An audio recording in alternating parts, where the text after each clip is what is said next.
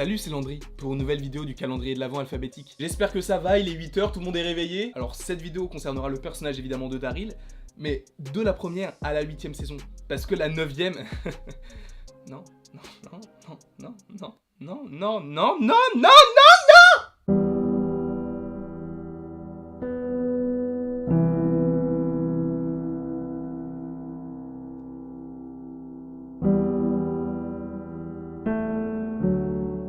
Bon, parlons de Daryl donc. Alors, ce personnage qui n'existe pas dans le comics de base, parce que The Walking Dead de base c'est un comics. Et Daryl est un personnage qui a été inventé par les showrunners de la série. Bon, au début, c'est un petit bâtard. Voilà, son frère le met dans des situations incongrues, mais quand il rencontre Carol et la tendresse de cette femme, là, il change du tout au tout. Son évolution est très intéressante grâce à Carol, parce qu'il passe du bad guy vraiment très chiant, très... genre à l'intérieur c'est un rock, à un petit nounours. Preuve à l'appui.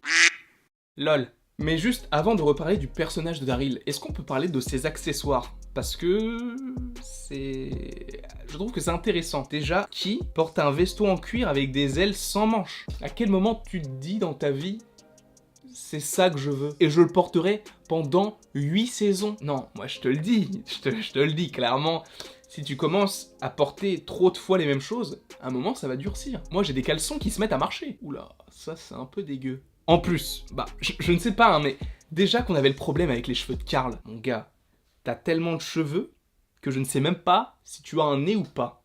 Déjà, tes cheveux te tombent sur la tête. Déjà, voilà, ça tombe comme ça. Je sais pas, déjà, lave-les. Lave-les, mon gars, lave-les. En fait, tes cheveux, ça sent un peu comme le hachis parmentier qui a commencé à développer un petit peu de moisissure sur le dessus, qui est au frais depuis 3 semaines et qui a pas de cellophane. Ensuite, ta moto, bon, ça va. Encore la moto, tu ressembles à Ghost Rider, tu te donnes un style, voilà, t'es un mec cool. Enfin, t'as l'air d'un mec cool. Mais par contre, ton arbalète, déjà, de base... Qu'est-ce qui t'a pris de faire de l'arbalète? Pourquoi tu fais pas du foot, de la danse ou du tennis comme tout le monde? Alors Joachim, toi, qu'est-ce que tu veux faire plus tard? Joueur de foot? Ah, c'est super, je t'ai vu jouer, tu joues très bien. Et toi, Daryl, qu'est-ce que tu veux faire? Faire de l'arbalète. Non, c'est bien, c'est un bon projet d'avenir.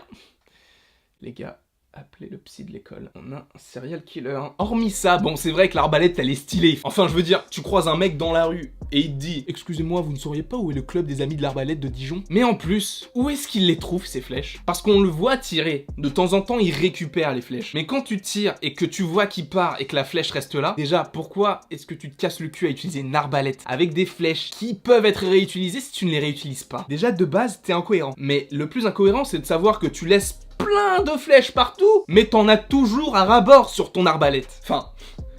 apparemment ça choque que moi. Mais bon, trêve de flagornerie, le personnage de Daryl est pour moi de la saison 1 à la saison 6, ou plutôt l'un des meilleurs personnages de cette série. C'est clair et net. C'est clarinette.